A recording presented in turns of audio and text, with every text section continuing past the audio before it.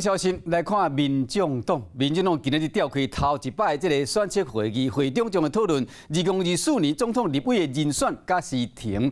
除了这个民众党的主席郭文泰有参加会议以外，前台北市副市长黄珊珊嘛以选测会成员出现，佮引起呢大家的关心。因为进前呢，郭文泰被问到讲，这个不分区名单要安怎排，甲会争取到黄珊珊以及前时代力量这立委黄国昌。郭文泰表示讲会邀请因进入团队。那黄珊珊被问到这个问题，伊是无想要加讲。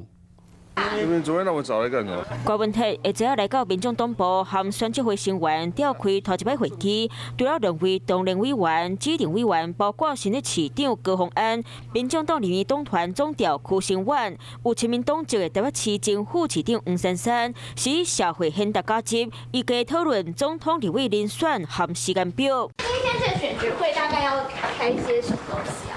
哦，看文泰明就知道了。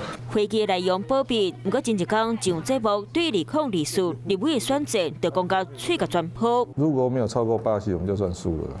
就是設定8席哈，那是低標了。